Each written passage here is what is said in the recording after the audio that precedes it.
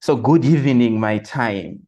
Welcome to our October 2023 extended echo session. My name is Francis Ochen from the African Society for Laboratory Medicine. I am your moderator today. As usual, our session will run for 1 hour or thereabout. We'll take one presentation and get a quick panel discussion before the questions and answers at the end. You have an opportunity to participate in the discussions through the chat. So please post your questions or comments in the chat so that then our panelists and presenter will deal with most, if not all of them, towards the end of our session. We do have language interpretation services. Please join either the English or French or Portuguese language channels, depending on your preferred language. Our session today hovers around really one fundamental concept in infectious disease epidemiology, and that is, if we are to take control of any infectious disease outbreak, epidemic, or pandemic, our interventions should focus on reducing the number of infected people that then infect others to less than 1, the popular reproductive ratio. So if 10 people have the disease and they're not going to spread it to 10 other people, then naturally that pandemic or that outbreak will begin slowing down. And of course, this is done targeting either the people who have the disease by treating them or isolating them, or vaccinating the susceptible people that would then get the disease, or them using preventive equipment, the personal preventive equipment.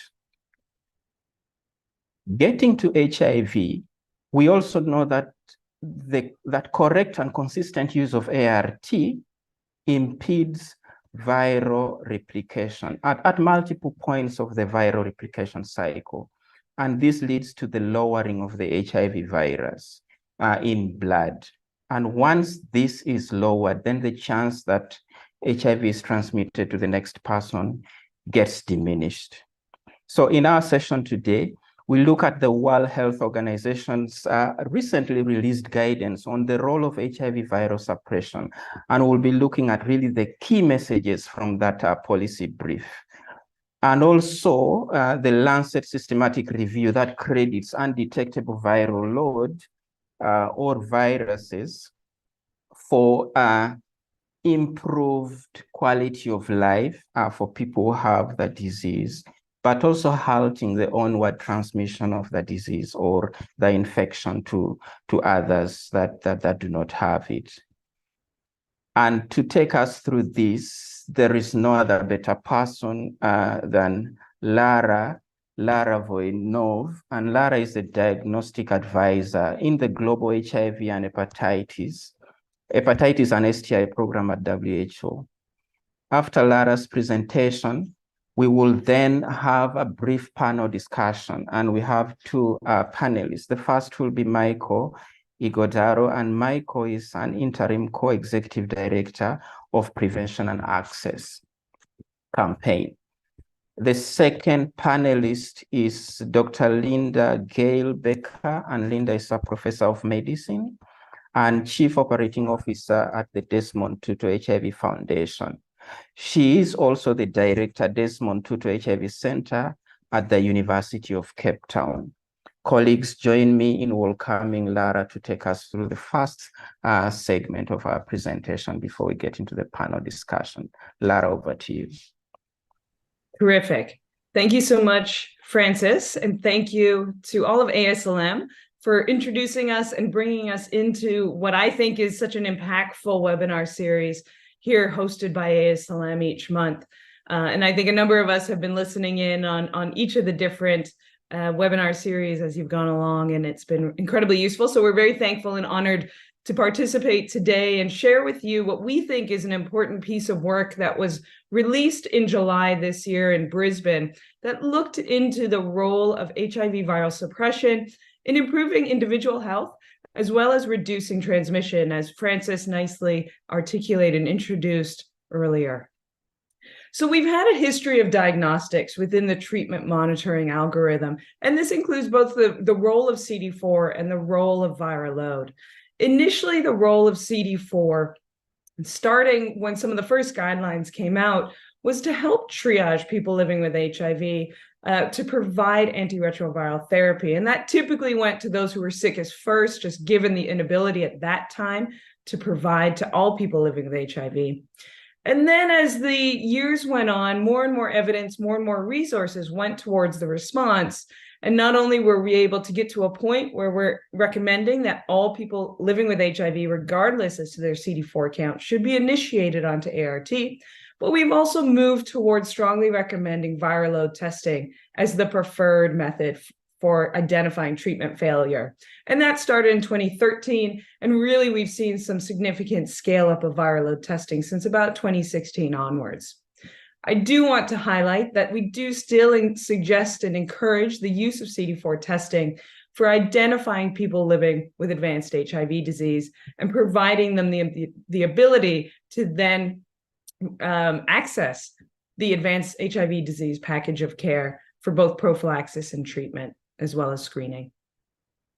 And so there are a number of advancements that have happened over the years that have led us to some of these decisions and led us to think about and reflect on our current treatment monitoring algorithm and what evolutions we might want to think about. And one of the key pieces is how antiretroviral treatment has evolved over the last 20 or 30 years. And one of the key messages is we've really started to move towards smarter and better treatment options. We're at a point right now where I think most of you are aware that TLD has been introduced and considerably scaled up in a number of countries, especially in low middle income settings in Africa. It's one of the cheapest drugs available, and it's relatively easy to take with one pill a day and relatively minor side effects. One of the biggest benefits of TLD is not just its potency, but also its high barrier to drug resistance. And so we've really started to think about how that and how we might be able to evolve and think about the optimal treatment monitoring algorithm, given the considerable scale up to this drug, as well as thinking about what's to come. We're starting to see a lot of long-acting ARVs, such as injectables, being considered and being developed. And so we want to be constantly thinking about how do we best support people living with HIV in staying on treatment, maintaining that treatment, and making sure we're monitoring them closely.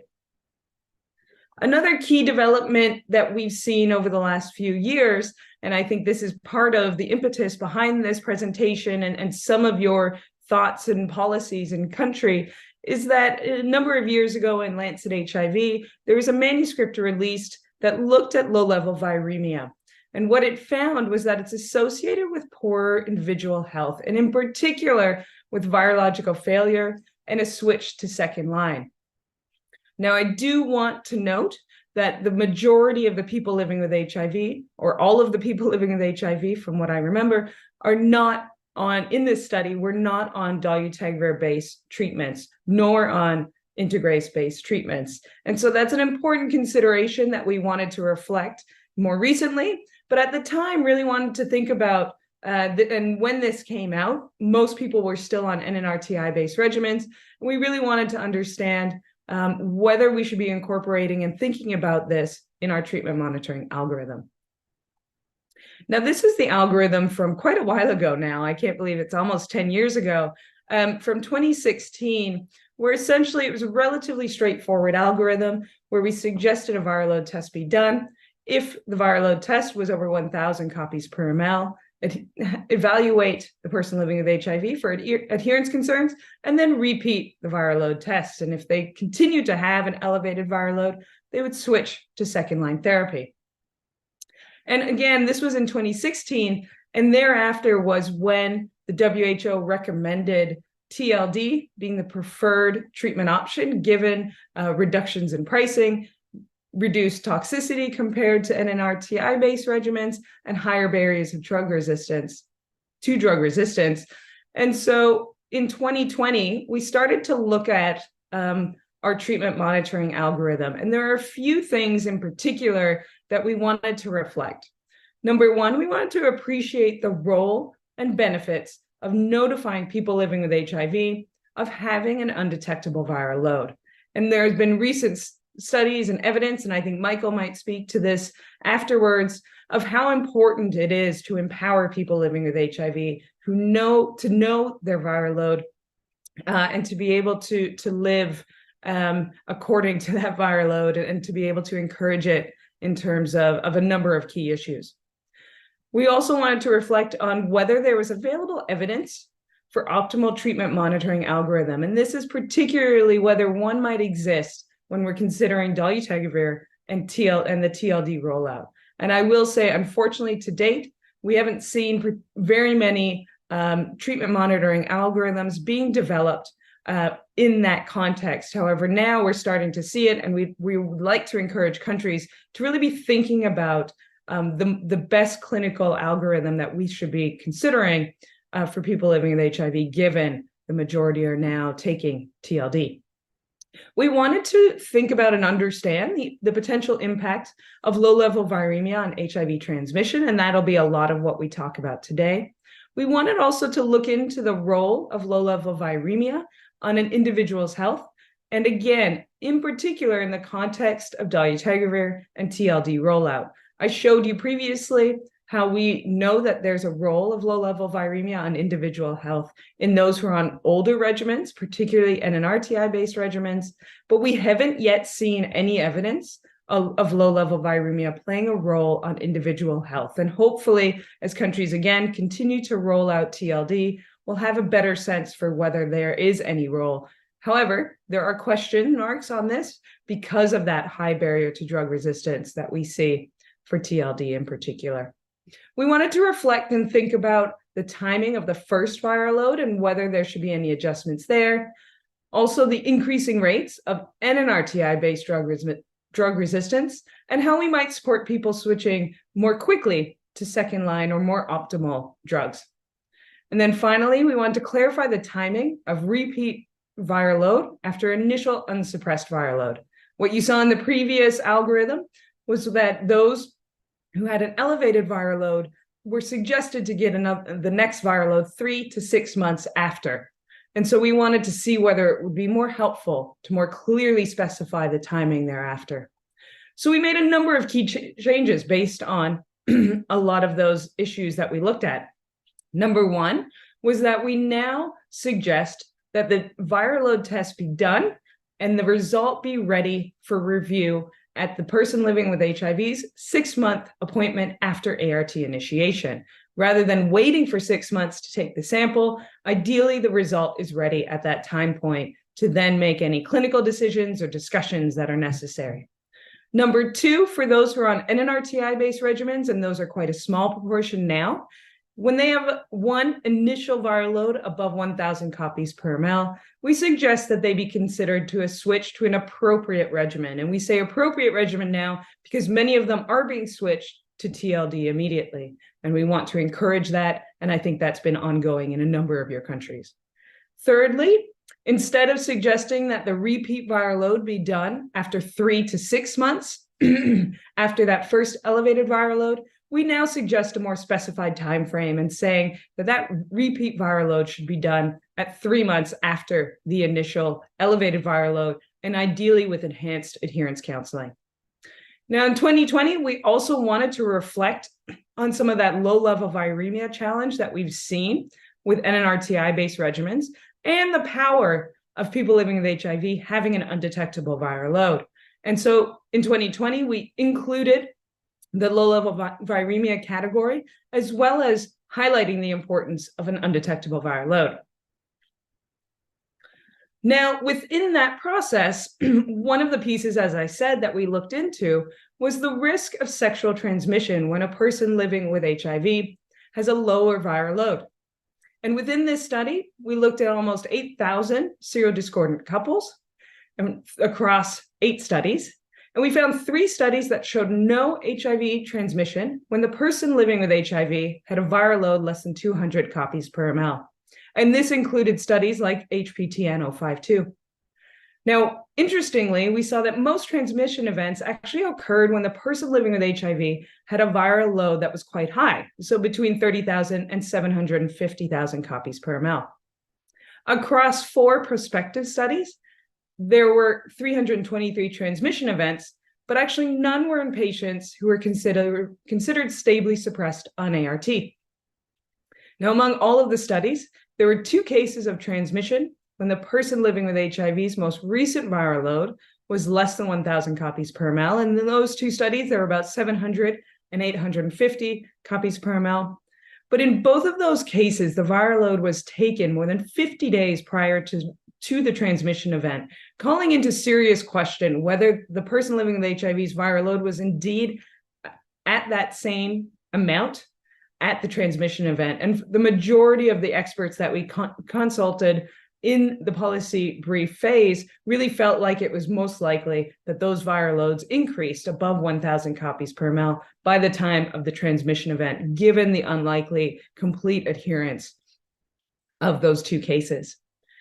Interestingly and unfortunately, we haven't seen any studies yet that evaluated the transmissibility of HIV through the sharing of injected drug use equipment when a person's especially when a person's viral load is less than 1,000 copies per ml. We're really hoping that we can start to see some evidence here, as well as just really clear and specific evidence on mother-to-child transmission. And there's a little piece on that in the upcoming, or in the policy brief that I'll talk about shortly, and a systematic review will hopefully be published soon that describes this and provides a little more evidence more clearly.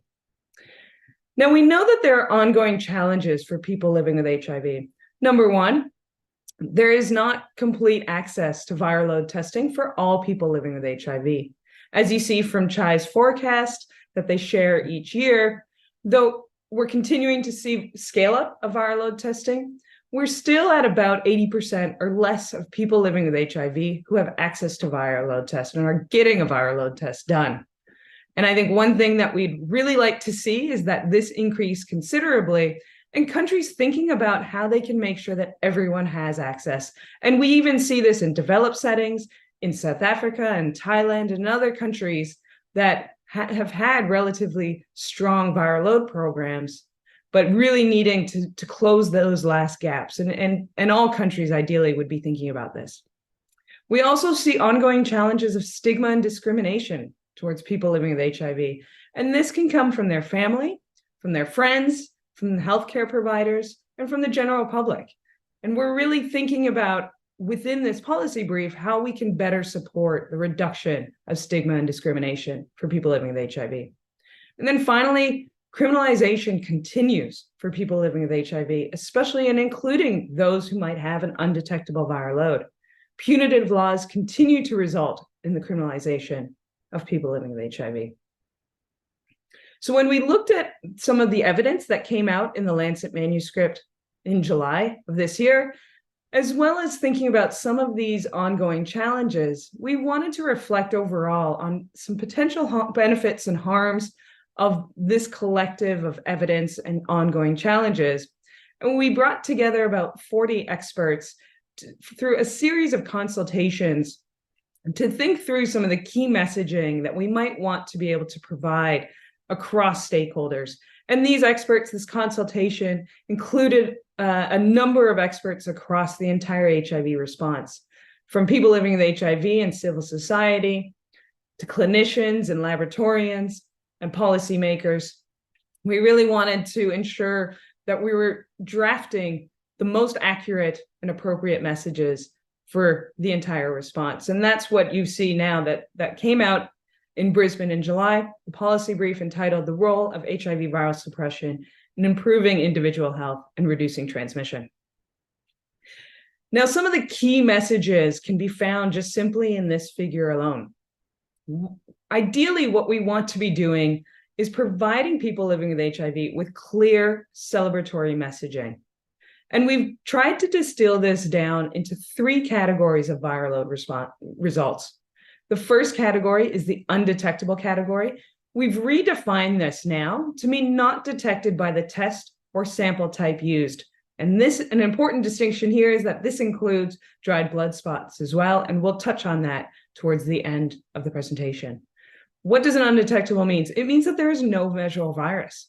So people living with HIV who have an undetectable viral load have zero risk of transmission to their sexual partners and minimal risk of mother-to-child transmission. And this is based on the Lancet evidence that we presented earlier.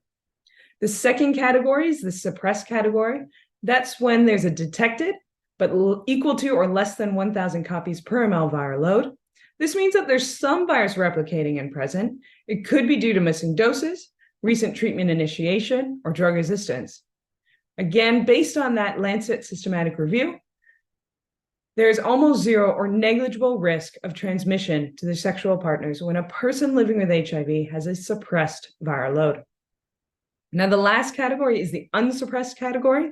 That means that the viral load is greater than 1,000 copies per ml, meaning that there's significant virus replicating and present. It could be due to missing doses, recent treatment initiation, or drug resistance. Now, people living with HIV who have an unsuppressed viral load have increased risk of falling ill and or passing the virus on to their sexual partners or children. Now, I want to note that the reason the suppressed category is in the amber or the cautionary or yellow color has nothing to do with any transmission risks to their sexual partners, but really only to do with the fact that we're still unsure what the risk is to their individual health, particularly for those who are on dolutegravir-based regimens. As I highlighted earlier, we're unaware whether people living with HIV who have a suppressed viral load are at increased risk to their individual health. And again, we're not sure of the evidence there because there's such a high barrier to drug resistance for dolutegravir. And hopefully over the coming years, we'll be able to better understand that individual risk in this category.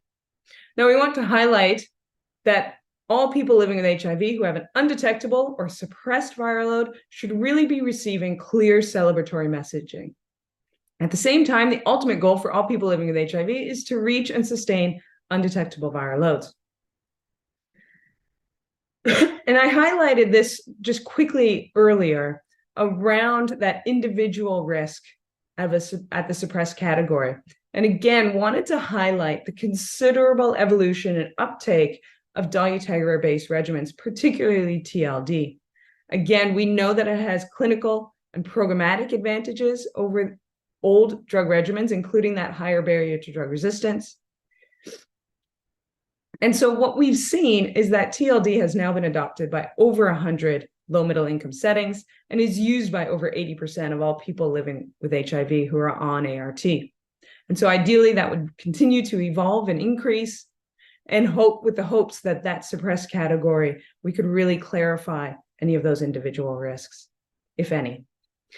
Now, the last key message that we really want to highlight out of the policy brief is to provide the evidence behind the fact that the majority of people living with HIV are actually not at risk of sexually transmitting the virus.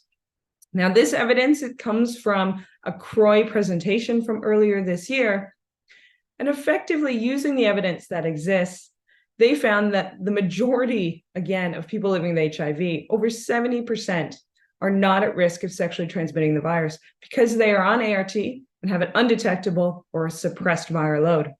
And in fact, those who are transmitting the virus are those who are undiagnosed, diagnosed but untreated, or on ART and unsuppressed. And so ideally, including in addition to some of the PrEP methods, some of the strongest prevention methods that we can and should be thinking about are, number one, identifying and diagnosing all people living with HIV who have not yet been diagnosed, and then ensuring that all people living with HIV are put on optimized ART, so dolutegravir-based regimens. And again, just to highlight that people living with HIV who have an undetectable viral load have zero risk of transmitting HIV to their sexual partners, and people living with HIV who have a suppressed but detectable viral load have almost zero or negligible risk of transmitting HIV to their sexual partners. Now, the final two technical considerations that I also want to highlight is, number one, we know that HIV viral load test results can be a motivation for adhering to treatment and achieving the ultimate goal of being undetectable. But we don't see all people living with HIV having access to viral load testing. And again, this even includes in strong viral load programs like in South Africa, Kenya, and Thailand. And so we'd really like countries to be thinking about how they can make sure that all people living with HIV have access to their viral load, receive the results, and can understand what those results mean and be provided those clear and celebratory messages. Now, in order to help countries think about how they can do that, we wanted to highlight that all current WHO pre-qualified tests, including point of care and alternative sample types such as dried blood spot samples, can support the goals of treatment programs to accurately measure and report viral load test results, especially and including when they're unsuppressed, suppressed, and undetectable. Now, you probably ask, well, how can dried blood spots do that? How can point of care do that? I think we all know that oftentimes or sometimes those technologies can have a higher limit of detection, but it's important to remember that a limit of detection is the value at which 95% of the time that can be measured. That does not mean that the technologies cannot measure less than their limit of detection. And in fact, they all do, and they all can, and they all report when there is some viral load detected, but it might be a little bit too low to quantify by regulatory standards. And so what they provide is effectively a not detected, an undetectable result when they can't measure any virus, or they'll tell you there's some virus here, but it's less than our limit of detection or less than our lower limit of quantification. So in that case, you can interpret that quite clearly to be a suppressed viral load. Of course, they'll also give you the actual value of a viral load if they're able to measure it, or they'll tell you when it's significantly higher than their upper limit of quantification. Now, I'll touch a little bit. There was a manuscript in PLOS Medicine that came out last year that looked specifically at the sensitivity and specificity of dried blood spots to be able to measure above or below a variety of different thresholds, including the undetectable threshold. Now, when we want to understand whether dried blood spots can accurately measure a viral load above, so we're looking at the sensitivity above these different thresholds, what you can see is that across the board, they can do that quite well compared to plasma-based testing. The majority of the time, they have a sensitivity above 95%. And I just want to highlight very quickly that I think we all know well that there is variability in viral load testing, even when you use plasma. And so these numbers are essentially as good as you can get, even if your samples are plasma-based and you're comparing them to each other. Now, when we look at the specificity, so the ability of a dried blood spot viral load test to measure less than these different thresholds, we look at the WHO pre-qualified tests, and those are the three that are highlighted in the red boxes. And again, you actually see that the performance is quite high in being able to determine when a person living with HIV has a viral load less than those thresholds. So including when they have an undetectable or low-level viremia. Now, finally, when we look at near point of care, and again, a study came out a couple of years ago looking at the Cepheid Expert, which is the only one that has been WHO pre-qualified to this point. And again, you see this strong performance in being able to determine whether a viral load is above these different thresholds or below these different thresholds, again, including being undetectable, having low-level viremia, or a suppressed viral load, or being unsuppressed. So I just want to provide my last slide and just highlight, I think we all know well, the 95, 95, 95 targets.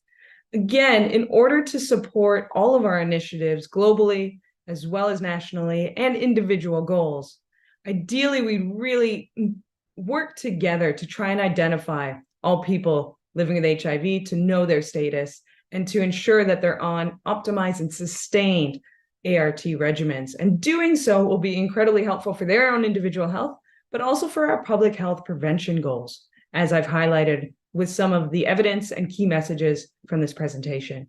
And then finally, I think one of the big things we've all been working with together is to try to increase access to viral load testing and increase viral suppression, with the idea that 95% of all people living with HIV who are on ART have viral suppression, again, for their own individual health and to reduce transmission. And ideally, together, these key global public health goals and individual goals will really move us towards the hopeful elimination of HIV in the coming years.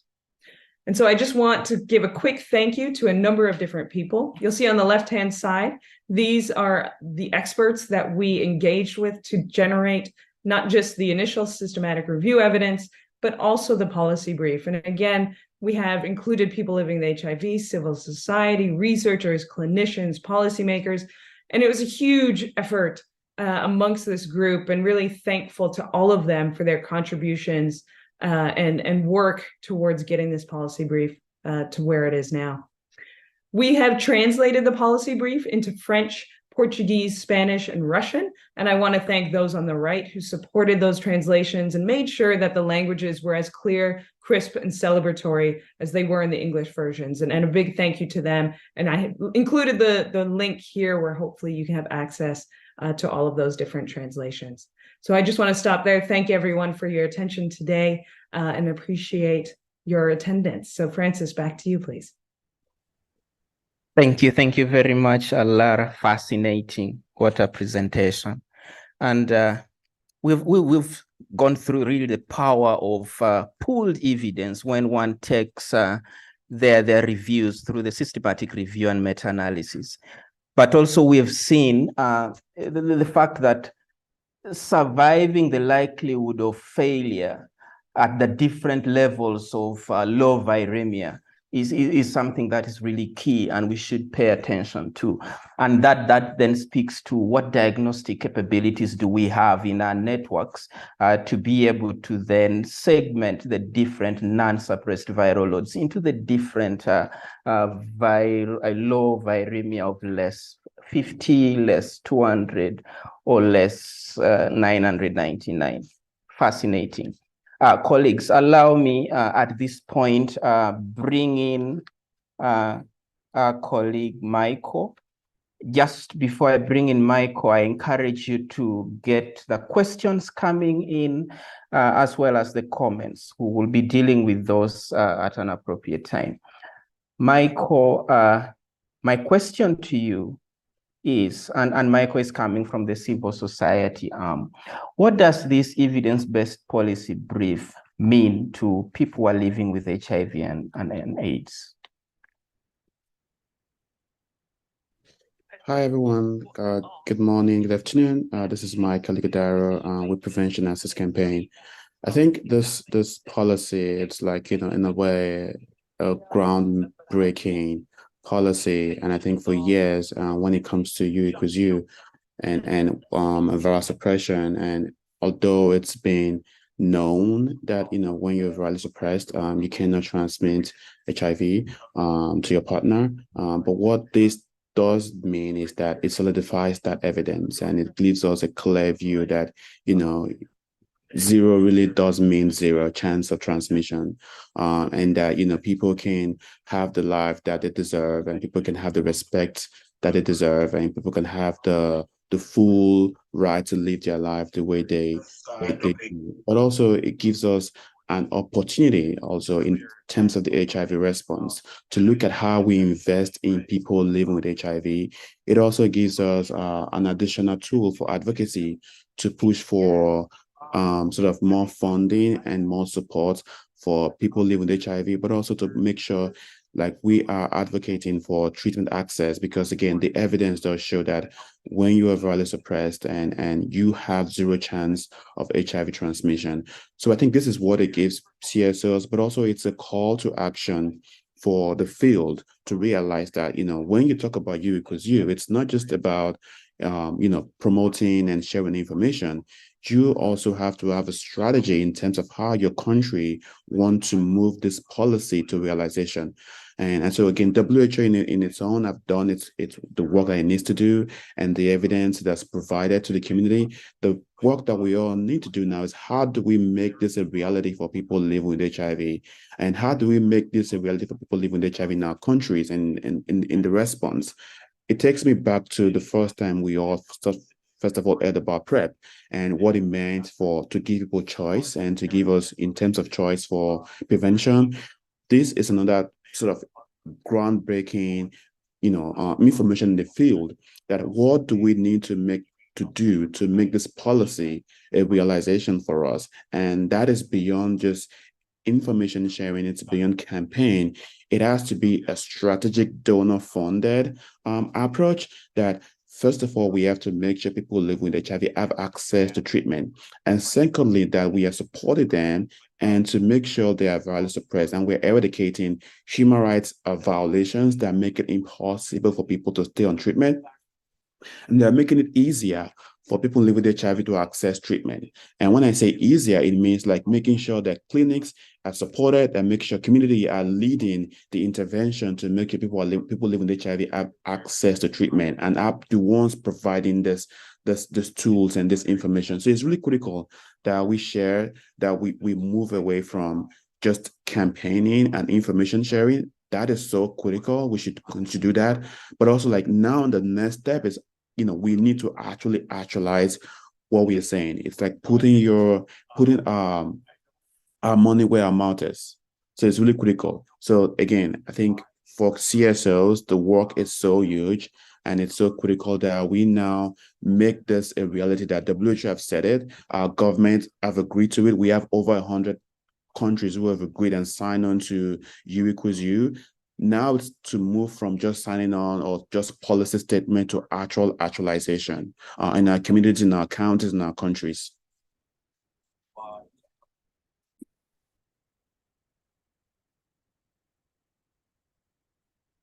Thank you. Thank you very much, Michael.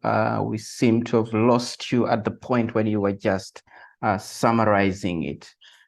Now let me move it to Michael. I'll get back to you should you need to make any additions. Sorry, my okay. It broke up a little bit.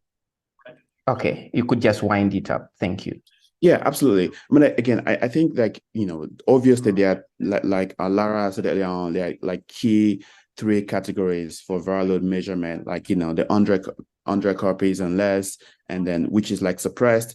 And I think there's also detectable, and obviously there's like the non-detectable. I think that suppressed sort of, category needs to be seen as way not to discriminate against people, right? It's to be seen as a way of opportunity, that if someone is virally suppressed, and yes, they might still be detectable and not suppressed, but also we have to make sure we give them the same level of respect, and we have to make sure we fight against laws that seek to send people to jail because of their HIV status. So critical component that absolutely, let's rejoice in this moment of saying 0 actually means 0, but also there are people who might still be in that suppressed sort of version, that we absolutely as a community have to stand by them and make sure we're giving them the support that they need and fighting against laws that seek to send them to jail because of HIV status.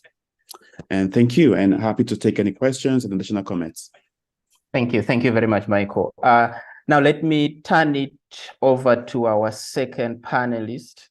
And you will take about 5 minutes to tell us, Linda, what this evidence-based policy brief actually means in terms of diagnostics, care and treatment, and research for HIV. Yeah, thanks, Francis. Really appreciate this. And also thanks to Lara for a terrific overview, and of course to the WHO for the policy brief. I think it's always helpful for those of us who are in the field and formulating guidance, etc., to have those kinds of policy briefs, which just help us formulate how we do things. Also to Michael and the U equals U campaign, because clearly what we say to clients, patients, and so on is very, very important. So I really wanted to highlight, I think, 3 parts. Some of it is repetition, but as a clinician and a researcher, I think these are very important. The first is that I really think this is irrefutable evidence now, and it's probably the best quality of evidence we are going to get for sexual transmission of HIV. So I think we all have to really own this policy brief now, understand it, adopt it, and take it on board, because we're not going to see any other kinds of evidence in this regard. So I think that's the first thing. The second thing is, and I think Michael's already alluded to this, it's really important to use this in the clinical arena, because I think it is something we want people to attain for their own health. So, you can actually use this concept of U equals U to, one, attract people into testing and getting into care, but also retaining them in care. So it becomes I think, quite a strong social motivation to work at adherence and making sure that one stays in care. So I think that's a second sort of component. And then thirdly, of course, this very important part of being able to counsel, particularly discordant couples, around their prevention modalities. So I think we can now, regardless of whether they are same-sex couples or, alternative sex couples, it's really important that we can now say to people, if the partner who is living with virus is undetectable, whilst pre-exposure prophylaxis and other preventive methods can be used and certainly are allowed to be used, we can now counsel with confidence that the prevention of sexual transmission within a linked relationship is now absolutely not on the table at all, with confidence. So I think that's really, really important. There are two components that are added to this, though, that I think are a call to action. The one is, and this is relevant to this community that we're speaking to this afternoon, is that we really do get viral loads out in a way that they can be used frequently and practically for individuals. So I think that's really, really important.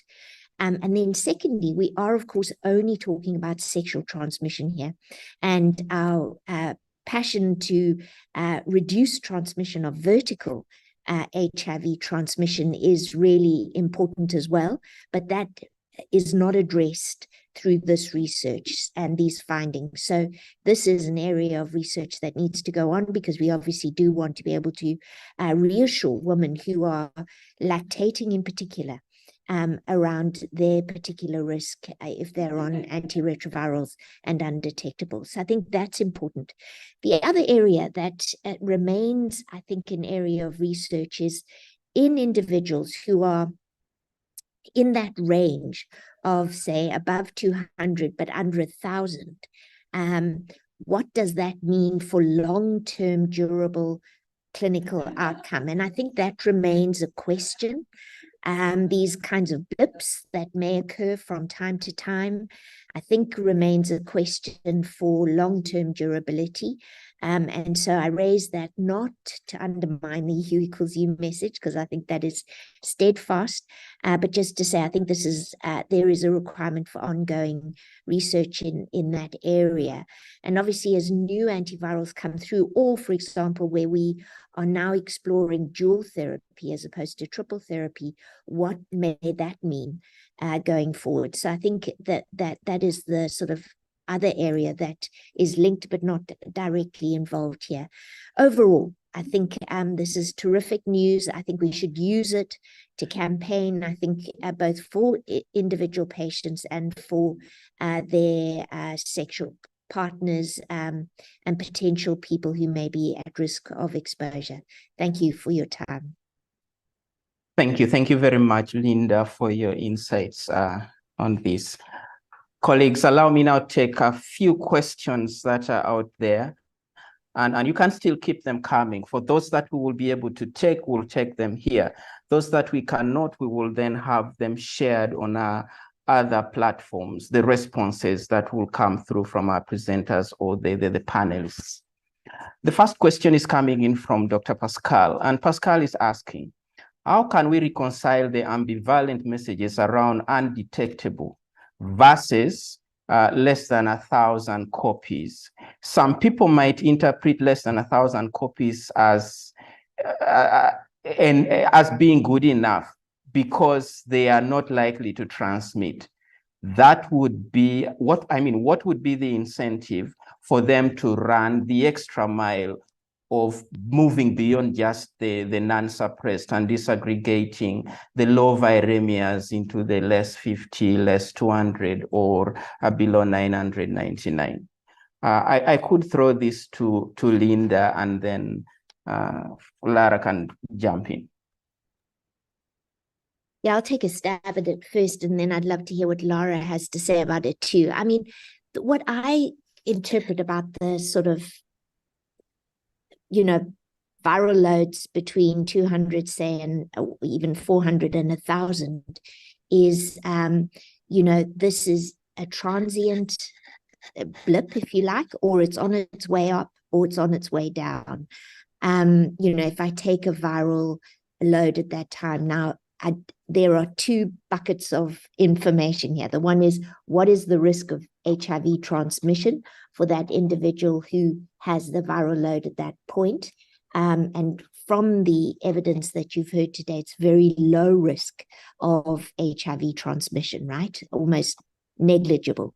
But what I do want to say is there is a sense in my mind as a clinician that I would like to do another viral load fairly soon, after some counseling around trying to get that viral load suppressed, fully undetectable. So that would be my response here, is that I haven't got enough data points here, and I need a few more data points in order to decide, are we on our way down? Are we on our way up? Or is this merely a transient blip? And so that would be my strong recommendation there, Pascal. And I would say, this again is a reason why we need to have viral loads that are more in our pocket as clinicians than what is the case in some settings in the world at the moment. Lara, what do you think? Yeah, I think you're exactly right. I think there's that confirmation that their viral load either stays in the suppressed or ideally would come down to being undetectable, and wanting to make sure that it's not something else going on, where it's actually on the rise to be above 1,000 copies per month, because there are some very few cases, but there are some cases where dolutegravir drug resistance can happen. And so I think as clinicians would want to make sure that doesn't happen. Pascal, I appreciate that you correctly interpreted those two considerations on the transmission side, that someone with an undetectable has zero risk, someone with suppressed viral load has almost zero risk. But really, I think, as Linda Gale and I were kind of alluding to, it's about the individual health of the person living with HIV, and wanting to make sure that there's not something else going on, even if they can't transmit, that they're still fully healthy. The viral load is reaching undetectable, which means, they can live just as healthy of a life as someone who doesn't have HIV. And I think it sounds like what Linda Gale is saying is that, that is the ideal goal. And when you have an undetectable viral load, we know that can be the case. When you have a suppressed viral load and you're on dolutegravir, we don't know if that might be the case for that person's individual health. Thank you very much. I will take a second question, and colleagues, keep them coming. There is a question from Muluken, I think, and she says, can you add more about how to manage patients with low-level viremia? Just generally speaking, how to manage clients with low-level viremia. Maybe I'll jump in again first here. My approach to this, Francis, and thanks for the question, is you really need to understand what is the cause of the low-level viremia, right? In the era of INSTIs, we know this is a powerful drug. It really brings viral load down very quickly. And if their virus is sensitive, they should indeed become undetectable if they're taking the medication. Now, if they suppress but they don't go undetectable, Is there another reason for this? So is this that there is non-adherence, so not really taking the drug perfectly? Secondly, are we starting to see some resistance for whatever reason?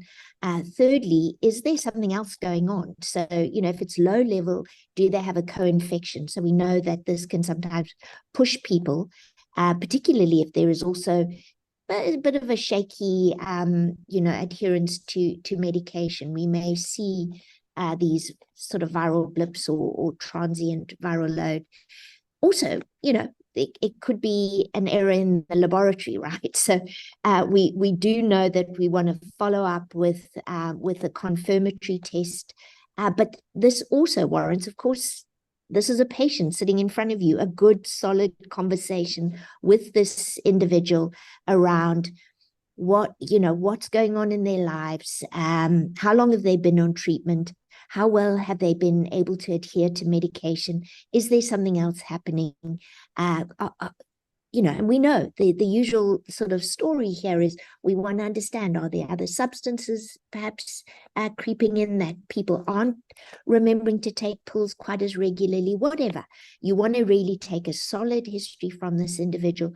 You are going to want to counsel them again about adherence, and then you're going to want to repeat that test to see what in fact is going on. We know that we can resuppress individuals with some solid input on the counseling side.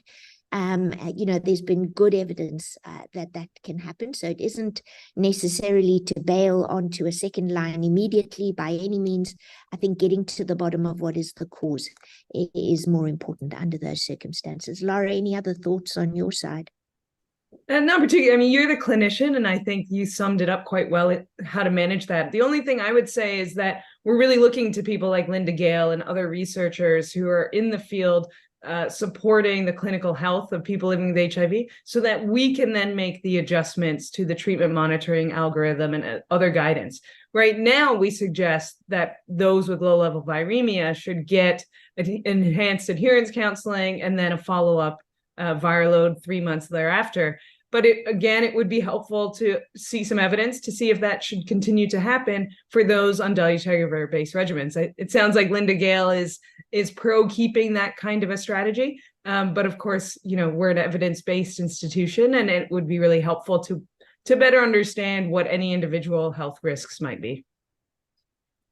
Thank you. Thank you very much. Important to be thinking about resource-limited settings and whether everyone is getting a viral load as well. Okay, and I think that response also takes care of the question that she had indicated on persistent suppressed viral load results, but with still low-level viremia. Let me bring Michael, and Michael, just for a minute, and this relates to the question from a colleague who is asking. There is still some confusion around somebody who is suppressed or having non-detectable viral load with cure among people living with HIV and AIDS. And so just a quick comment on that and how best should such clients be supported? I mean, I think that's a more fact-based question, and I think it's like, as far as I know, we don't have a functioning cure yet, and we have some cases, very rare cases, and I think that those are like very different.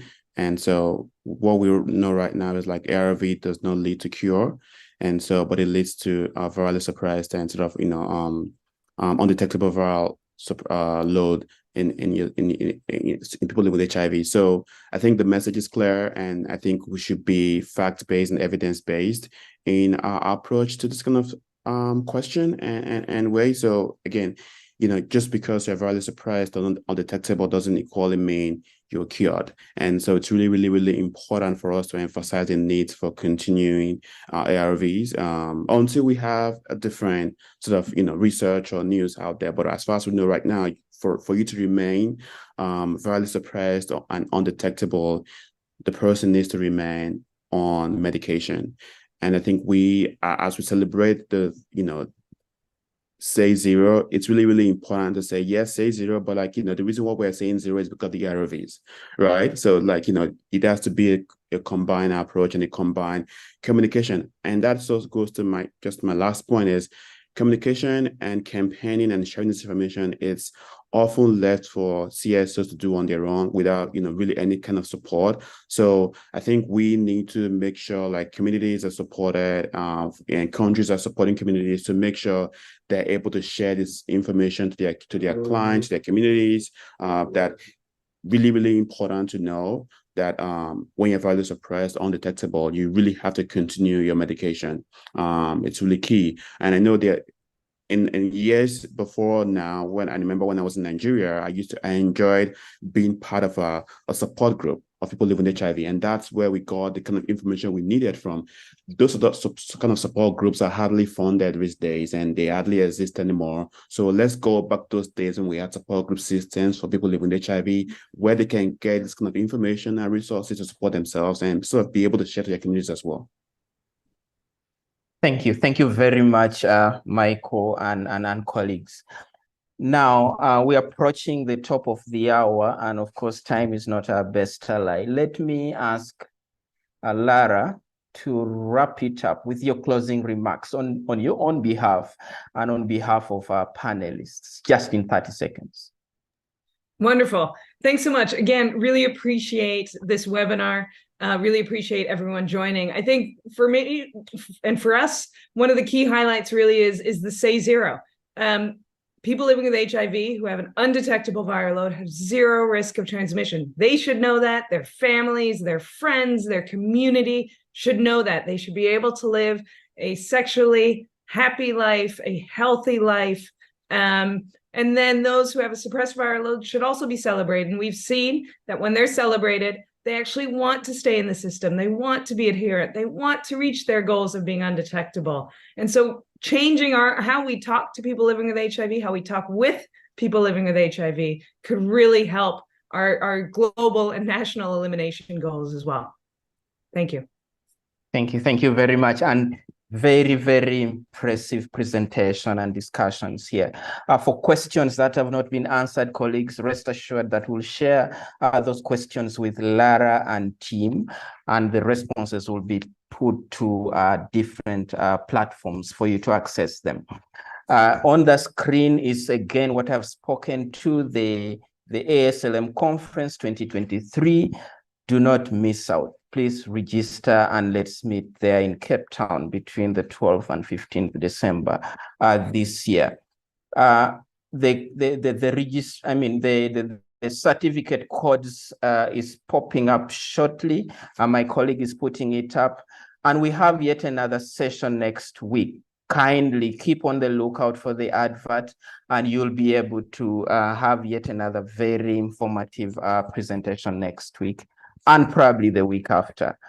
Until we meet again, allow me thank each and every one of you who was able to join us, and hopefully this session will give you that springboard to move in the direction that the global body, the WHO, is guiding us, and of course for the good of the clients that we serve out there, and there are brothers, sisters, and mothers and fathers.